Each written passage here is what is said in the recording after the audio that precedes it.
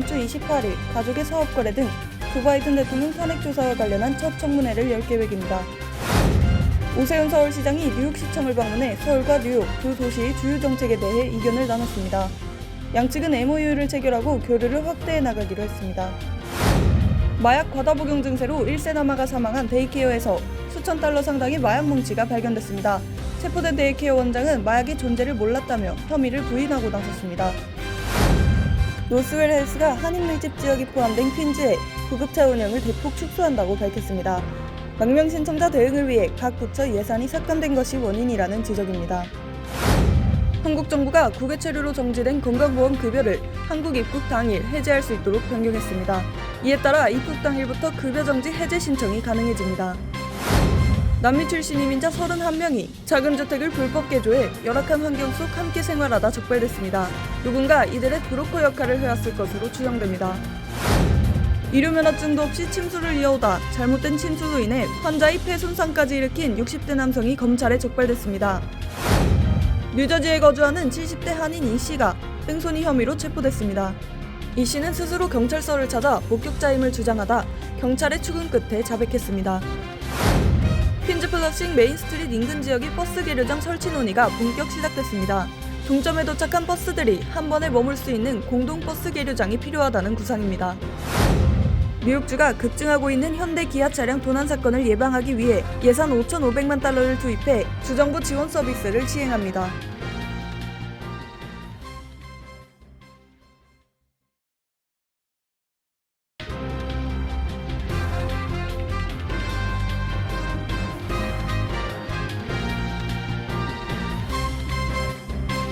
여러분 안녕하십니까? KBTV 뉴스9 이창원입니다. 미 하원을 장악한 공화당 하원 의원들이 다음 주 가족의 사업 거래와 관련한 조 바이든 대통령 탄핵 조사와 관련한 첫 청문회를 열 계획이라는 보도가 나왔습니다. 공화당을 이끄는 케빈 맥카티 하원 의장은 바이든 대통령에 대한 조치를 취하지 않으면 의장직에서 축출될 위험을 감수해야 한다는 우익의 거센 압력에 직면한 가운데 나왔습니다. 오늘의 첫 번째 소식 강점희 기자가 전해드립니다. 하원 감독위원회 대변인에 따르면 9월 28일로 예정된 청문회는 바이든 대통령의 차남 헌터 바이든의 해외 사업 개입 의혹을 둘러싼 헌법적 법적 문제에 초점을 맞출 것으로 예상됩니다. 케빈 맥카시 하원 의장이 이끄는 공화당은 최근 몇 주 동안 바이든 대통령의 부통령 시절부터 행동이 부패 문화를 보여준다고 주장했습니다. 하원 감독위원회는 또 헌터 바이든과 바이든 대통령의 친동생 제임스 바이든의 개인 및 기업 관련 은행 기록에 대한 소환장을 이르면 이번 주에 제출할 계획입니다. 백악관은 공화당 하원 의원들이 대선 유세 중에 보인 이 같은 공세를 최악의 극단적인 정치라고 비난하고 있습니다. 맥카시 하원 의장은 지난주 바이든에 대한 조치를 취하지 않으면 의장직에서 축출될 위험을 감수해야 한다는 우익의 거센 압력에 직면한 후 탄핵 조사를 발표했습니다. 맥카시 하원 의장은 하원 표결 없이 탄핵 조사를 시작했는데 공화당 의원 다수가 이 조사를 승인할 만큼 충분한 지지를 받을 수 있을지조차 불분명합니다. 일부 의원들은 지금까지 이 조사가 헌법의 중대 범죄와 경범죄라는 기준에 이르지 못했다고 비판한다고 AP는 전했습니다. 또 이번 발표는 9월 말 연방정부 셧다운을 피하기 위해 필요한 법안 통과를 위해 고군분투하는 와중에 일어난 것이기도 합니다. 맥카시 하원 의장은 이달 말로 제시된 예산안 처리 시한을 한 달 연장하는 임시 지출 법안을 추진 중이지만 공화당 내 강경파의 반발에 막혀 법안 통과는 난항이 예상되고 있습니다. 지난 주말 마련된 임시 지출 법안은 올해 회계연도가 종료되는 9월 30일 이후 도래할 연방정부 셧다운을 피하기 위해 10월까지 필요한 임시 예산안 승인과 함께 대부분의 정부 기관에 약 8%의 지출 삭감을 부과하는 내용을 담고 있습니다. KBTV 뉴스 강정민입니다. 뉴욕을 방문 중인 오세훈 서울시장이 에릭 애덤 뉴욕시장과 면담을 갖고 두 도시 간 친선 도시 양해각서 MOU를 체결하고 상호 교류를 확대하기로 했습니다. 서울시는 이를 계기로 서울의 매력과 가치를 전 세계적으로 적극 홍보할 계획입니다. 전상희 기자의 보도입니다. 오세훈 서울시장은 뉴욕시청을 방문해 동행 매력특별시 서울의 핵심 정책을 소개하고 서울과 뉴욕 두 도시의 주요 정책에 대해 의견을 나눴습니다. 양측은 친선도시 양해각서 MOU를 체결하고 두 도시 간 경제, 사회, 기후, 문화 등 다양한 분야에서의 교류 확대와 상호 협력을 확대해 나가기로 했습니다. 오 시장은 뉴욕시와 서울시가 친선 도시로 MOU를 맺게 돼 의미 있고 뜻깊은 일이라고 생각한다며 이는 모두 한인 동포사회가 열심히 성실히 생활하고 영향력과 위상이 높아진 결과로 여긴다며 감사 인사를 전했습니다. 이어서 이번 MOU 체결을 통해 뉴욕과의 관계가 더욱 돈독해지고 다양한 협력을 할 수 있기를 기대한다고 전했습니다. 에릭 아담스 시장은 미국의 서울이 바로 뉴욕시라고 생각한다며 미국의 최대 한인 커뮤니티가 뉴욕시에 있으며 한인 커뮤니티가 뉴욕시에 기여하는 바는 크고 중요하다고 말했습니다. 이어서 비즈니스, 교육, 차세대 준비 과정, 환경 분야, 재생에너지, 신기술 분야에서 협력할 것들이 많을 것으로 기대한다고 전했습니다.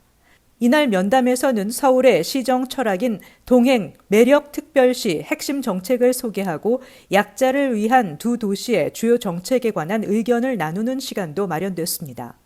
경찰 출신의 흑인 정치인 아담스 시장은 서울시의 약자와의 동행과 유사하게 일자리, 안전, 주택, 돌봄을 행정 키워드로 두고 유색인종, 이민자 등 사회적 약자를 적극적으로 포용하는 정책을 추진하고 있습니다. 서울시는 유엔 본부를 비롯한 수많은 국제기구, 다국적 기업, 문화예술기관이 자리 잡은 뉴욕시와의 친선 결연을 통해 서울의 매력과 가치를 전 세계적으로 적극 홍보할 계획입니다. 면담에 앞서 오 시장은 뉴욕 맨해튼 배터리 파크 내 한국전쟁 참전용사 기념비를 찾아 헌화하고 묵념하며 한국전 참전용사들의 희생과 헌신을 기렸습니다.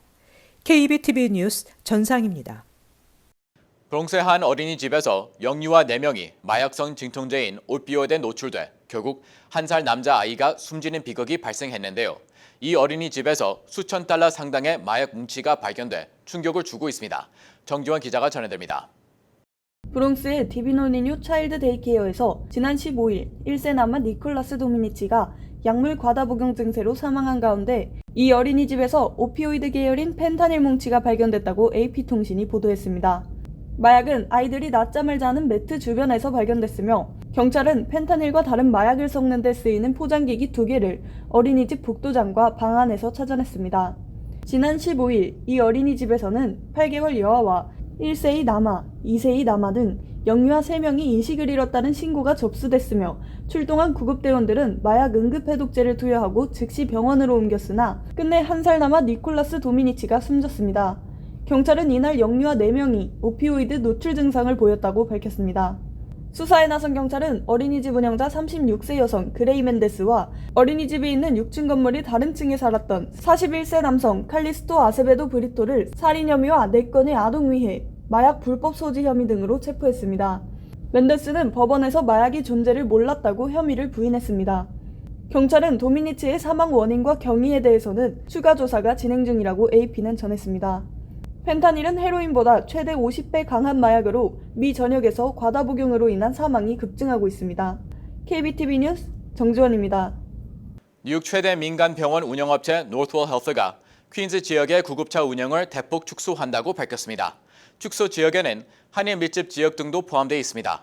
시민들은 망명 시청자 위기를 해결하기 위해 각 부처의 예산 삭감 발표로 인한 직접적인 피해라며 우려의 목소리를 높이고 있습니다. 김승주 기자의 보도입니다.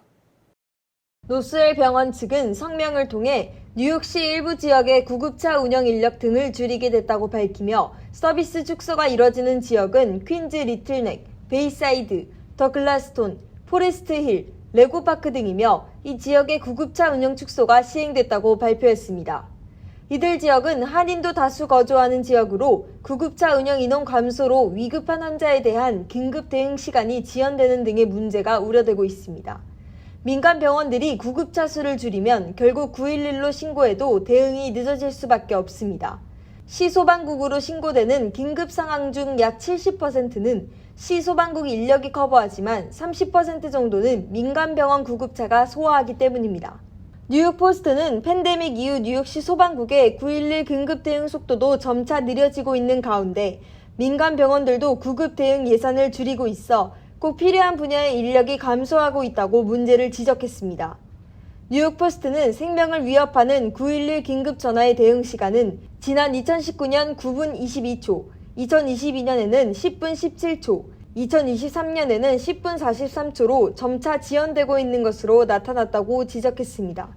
소방국에 따르면 출동 및 이동 시간의 증가는 생명을 위협하는 부상이나 사망을 평균 7% 증가시키는 것으로 집계되고 있습니다. 특히 광대한 범위를 제한된 인력으로 커버하려면 추가 업무를 해야 하는 경우가 생길 수밖에 없는데 이 경우 오버타임 근무수당 지급이 필수적이지만 시정부에서는 현재 소방국은 물론이고 뉴욕시경, 청소국 등의 오버타임 지출을 최대한 줄일 것을 명령한 상황입니다.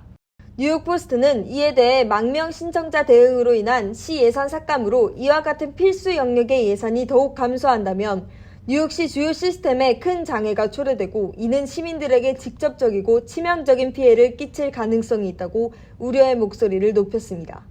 KBTV 뉴스 김승주입니다. 한국 정부가 국외 체류로 정지된 건강보험급여를 한국 입국 당일 해지할 수 있도록 개선했습니다. 이에 따라 유학생과 주재원 등 해외 체류하다 귀국하는 경우 앞으로는 한국 입국 당일부터 건강보험이 적용됩니다. 전상희 기자가 전해드립니다. 한국국민건강보험공단은 유학생과 주재원 등 해외에 체류하다 귀국하는 경우 모바일 앱이나 홈페이지에서 직접 급여 정지 해제, 입국 신고가 가능하도록 서비스를 개선한다고 밝혔습니다. 이러한 해제 신고는 별도의 입국 제출 서류 없이 처리되며 다음 날 건강보험공단에서 법무부의 출입국 자료를 통해 입국 일자를 확인한다고 건보공단은 설명했습니다. 당일 입국 신고를 하지 않아도 법무부의 출입국 자료를 통해 건보공단에서 급여 정지 해제를 처리해 병의원 진료가 가능해집니다. 정기석 건강보험공단 이사장은 앞으로도 민원 편의를 위해 온라인 신고 채널을 지속 확대할 예정이라고 밝혔습니다. 한국국민건강보험법 제54조에 따라 국외에 체류하면 보험급여가 정지되는데 그동안은 입국 당일 진료가 필요한 경우 건보공단에서 여권 등의 입국 서류를 제출하고 방문이나 유선을 통해 급여 정지 해제 신고를 해야 병원 진료를 받을 수 있는 불편이 있었습니다. 출장, 여행 등의 사유로 해외 체류하고 귀국한 당일에 병의원을 내방할 경우 건강보험을 적용받지 못했던 것입니다. 그동안 정부가 공공기관 간 데이터 연계를 통한 맞춤형 대국민 서비스를 주장하고 있는 만큼 이 부분도 개선돼야 한다는 의견이 제기돼 왔습니다. KBTV 뉴스 전상입니다. 뉴 락린 카운티에 위치한 불법 개조된 주택에서 남미 출신 이민자 30여 명이 생활하고 있는 것이 발견돼 당국이 수사에 착수했습니다. 발견 당시 아이들은 주차 공간에서 매트리스를 깔고 생활 중이었습니다. 보도에 정지원 기자입니다. 라클랜드 카운티 행정관들은 라클랜드 뉴시티에서 남미 출신 이민자 31명이 작은 주택을 불법 개조해 함께 생활하고 있었다며 발견 당시 생활 환경이 끔찍했다고 전했습니다.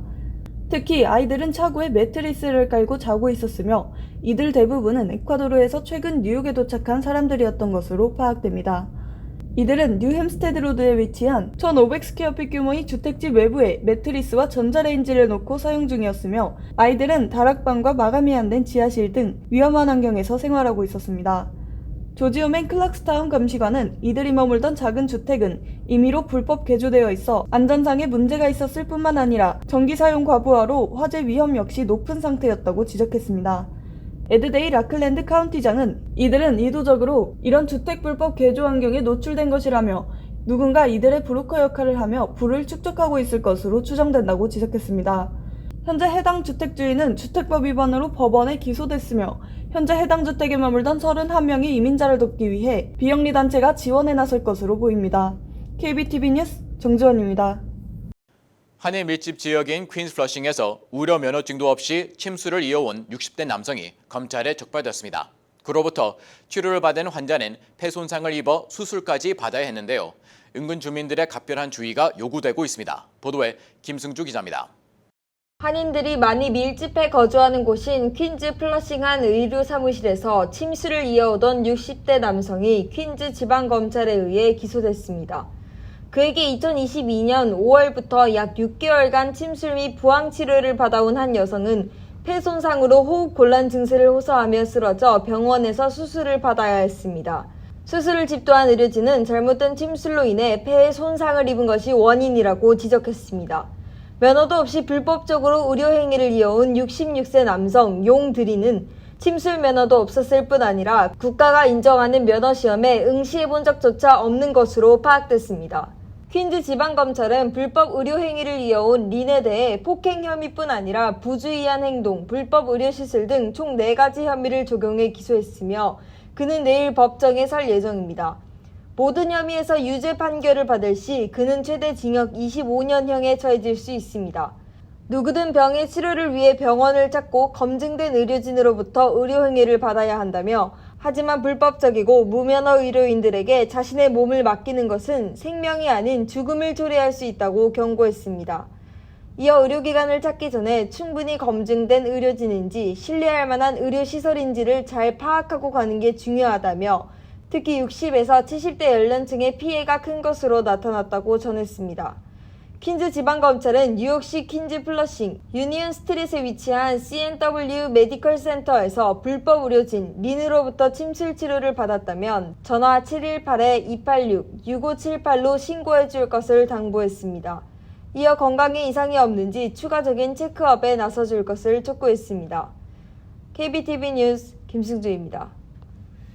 뉴저지주 폴리에 사는 한 70대 한인 이 씨가 뺑소니 혐의로 체포됐습니다.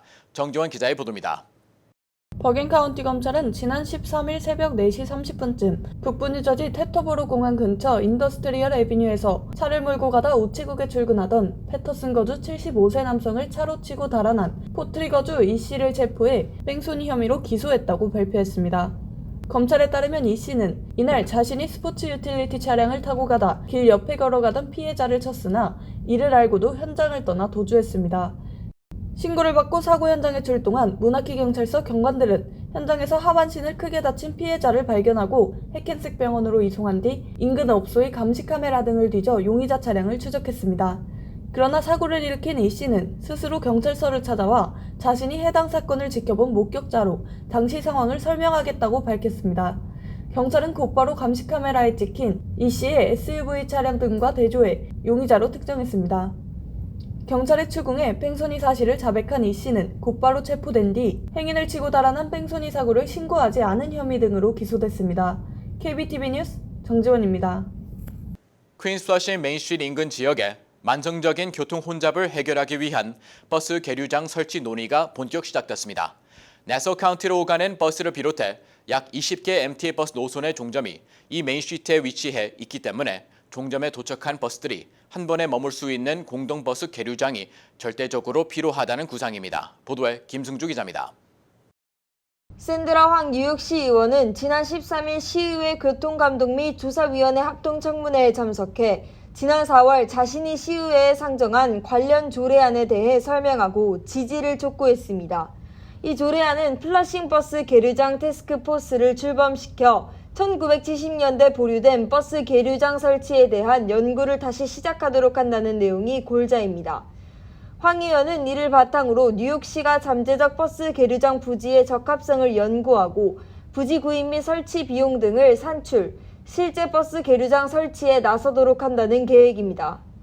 이날 청문회에 참석한 야니스 로드리게스 뉴욕시 교통국장도 버스 계류장 설치가 이 지역 교통 혼잡 해결에 도움이 될 것이라며 이번 논의 및 연구에 대해 긍정적인 입장을 표명했습니다. 시 교통국에 따르면 플러싱 메인스트릿은 뉴욕시에서도 가장 혼잡하고 바쁜 버스 기차 및 전철 환승 허브입니다. 나소 카운티를 오가는 NIC 버스를 비롯해 약 20개의 MTA 버스 노선의 종점이 이 메인스트릿에 위치해 있고 때문에 메인스트릿 종점에 도착한 버스들이 한 번에 머물 수 있는 공동버스 계류장이 절대적으로 필요하다는 설명입니다. 현재는 버스 계류장이 없어 모든 대기 버스들이 메인스트릿 인근 골목 길가에 주정차하는 형태로 머물고 있어 일대 교통혼잡의 가장 큰 원인이 되고 있는 실정입니다. 황 의원은 버스 계류장은 플러싱 다운타운과 충분히 가까워야 하고 승객이 버스에서 내리고 탈 수 있는 시설, 버스기사 화장실 등 휴식을 취할 수 있는 시설 등과 함께 설치되어야 한다며 윌레 포인트 개발로 이 지역 교통량은 기하급수적으로 증가하게 될 것으로 반드시 이 조례안이 통과돼 실제 버스 계류장 설치로 이어지길 바란다고 밝혔습니다. 황 의원실에 따르면 버스 계류장은 지난 1940년대 중반까지 메인스트릿과 루즈벨트 애비뉴 교차로에 설치되어 있었으나 대형 백화점이 들어서면서 사라졌습니다. 이어 1970년대 레너드 스타비스키 주상원 의원이 유니언 스트리트가 39가의 공용 주차장 일에 버스 계류장 설치를 제안했지만 무산됐습니다. KBTV 뉴스 김승주입니다. 뉴욕주가 급증하고 있는 현대 기아 차량 도난 사건을 예방하기 위해 예산 5,500만 달러를 투입하기로 했습니다. 뉴욕주 교통국은 현대와 기아차 일부 모델을 소유하고 있는 주내 44만여 명에게 이번 주 정부 지원 서비스에 대한 내용이 담긴 서신을 발송하고 조속한 도난 방지 소프트웨어 업데이트를 권고하고 나섰습니다. 강정미 기자가 전해드립니다. 지난 15일 캐시 호컬 뉴욕 주지사는 코로나19 팬데믹 이후 주내 차량 도난 사건이 급증하고 있다며 특히 현대와 기아차 일부 모델을 표적으로 한 차량 도난 사건이 끊이지 않고 있어 주정부 차원의 포괄적인 자동차 도난 감소 전략을 수립하게 됐다고 밝혔습니다. 뉴욕주 교통국은 이날 도난의 표적이 되고 있는 현대와 기아차 일부 모델을 소유하고 있는 주내 44만여 명에게 이번 포괄적인 자동차 도난 감소 전략 등 주정부 지원 서비스에 대한 내용이 담긴 서신을 발송, 조속한 도난 방지 소프트웨어 업데이트를 권고했습니다. 이에 따라 차량 도난 방지, 엔진 이모빌라이저가 장착되지 않은 현대와 기아차 해당 모델 소유주들은 주정부 지원으로 도난 방지 소프트웨어를 무료 업데이트할 수 있게 됐습니다. 현대와 기아차도 이미 해당 모델 차량 소유주들에게 도난 방지 소프트웨어 업그레이드 내용을 안내했습니다. 팬데믹 초기에는 차량 촉매제 도난이 급증했던 반면 지난해부터는 현대와 기아차 일부 모델 등 차량 도난 사건이 끊이지 않아 올 들어 7개월간 뉴욕시에서 발생한 차량 절도 사건은 전년 대비 20% 증가했습니다. 특히 퀸즈는 45%, 브롱스는 37%로 가파른 증가세를 보였습니다. 뉴욕 업스테이트 역시 예외가 아니었는데 멀로 카운티 경우 무려 345% 급증해 주내 가장 큰 증가세를 보였고 이리 카운티는 213% 증가하는 등 세 자릿수 증가세를 보이는 카운티도 상당수 됐습니다. 주지사실에 따르면 이번 예산은 차량 도난 예방 기술 및 장비 구입 외에도 지역 경찰 단속 강화 지원, 범죄 및 차량 도난 대응 통합 대시보드 설치 및 공유, 청소년 대상 범죄 예방 교육 등에도 사용됩니다. KBTV 뉴스 강정민입니다. 뉴욕시 교통국에 따르면 다음 달 16일 맨하탄의 주차 미터 요금이 인상됩니다. 미드타운과 다운타운의 혼잡 지역은 최초 1시간 요금이 기존 $4 50센트에서 $5 50센트로 22% 오릅니다. 2시간 요금은 $12에서 $14 50센트로 21% 비싸집니다. 어퍼 웨스트에 2시간 동안 주차한 경우 10월 16일부터는 최초 1시간에 $5의 추가 요금 $8 25센트를 더한 $13 25센트를 내야 합니다. 요금이 23% 상승한 것입니다. 퀸즈는 10월 27일부터 요금이 인상됩니다. 플러싱과 자마이카의 혼잡 지역 최초 1시간 요금은 현재 $2에서 25% 오른 $2 50센트가 됩니다. 이후 요금도 $4에서 $5로 지금보다 25% 상승합니다. 브루클린과 브롱스는 각각 11월 9일, 11월 22일 요금이 인상되며 인상률은 퀸즈와 같습니다. 뉴저지주 여러 지역에서 웨스트나일 바이러스를 옮기는 모기들이 극성을 부리고 있어 보건당국이 감염되지 않도록 주의보를 발령했습니다. 주 보건국은 최근 비가 계속 오고 있어 각 지역에서 웨스트나일 바이러스를 갖고 있는 모기 개체수가 크게 늘었다며 야외 활동을 할 때 모기에 물리지 않도록 각별히 유의할 것을 요청했습니다. 보건국에 따르면 올해 뉴저지주에서 웨스트나일 바이러스에 감염된 주민은 8명으로 이 중 1명은 사망하고 6명은 병원에 입원했으며 1명은 신경 이상 증세 진단을 받은 것으로 나타났습니다. 특히 50세 이상이나 면역 체계가 약한 환자들에게는 치명적인 결과를 가져오는 것으로 알려졌습니다. 감염 후 나타나는 증상은 심한 두통, 고열, 목 뻣뻣함, 코마, 근육 무기력증, 신체 마비 등입니다. 국무부가 발표한 2023년 10월 중 영주권 문호에 따르면 취업 이민 전순위 문호가 대부분 진전했습니다. 컷오프가 설정됐던 취업이민 1순위 비자 발급 우선 일자는 2023년 8월 1일에서 오픈으로 개선됐고 접수 가능 우선 일자도 오픈 상태를 유지했습니다. 취업이민 2순위의 경우 비자 발급 우선 일자는 일주일 진전한 2022년 7월 8일, 접수 가능 우선 일자는 한 달 진전한 2023년 1월 1일로 설정됐습니다.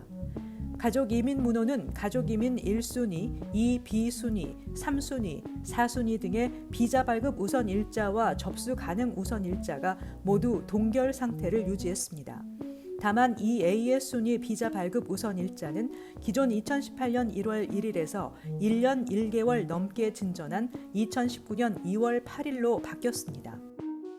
뉴욕 일원 한인 한국계 은행들이 추석을 맞아 고국 무료 송금 서비스를 시작합니다. 자사 개인 계좌를 가진 고객을 대상으로 하며 대상 국가와 행사 기간 등은 은행마다 다르며 비즈니스 목적 송금은 제외됩니다. KB 하나은행은 오는 29일까지 16일 동안 진행됩니다. 한국, 중국에 송금 시 최대 3,000달러까지 수수료를 면제해주고 수취은행이 글로벌 하나은행일 경우 전 세계에서 금액 제한 없이 수수료가 면제됩니다. 한미은행은 오는 22일부터 29일까지 8일 동안 진행됩니다. 제일 아이스, 신한아메리카, 프라미스원, 뱅크 오브 호흡, PCB뱅크, 뉴밀레니엄, 우리아메리카, 뉴뱅크는 25일부터 송금 수수료 면제 행사를 시작합니다. 신한아메리카와 프라미스원은 28일까지입니다. 잠시 후 커뮤니티 브리핑을 전해드립니다.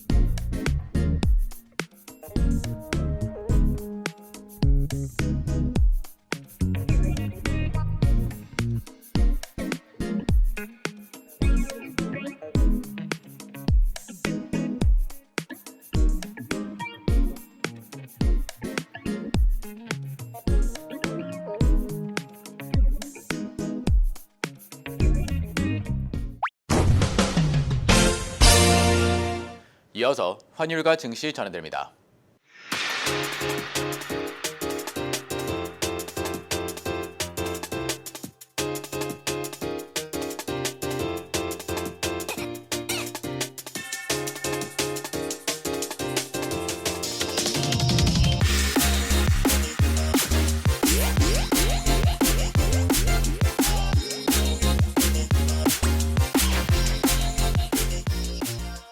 잠시 후 뉴욕과 뉴저지 날씨 전해드립니다.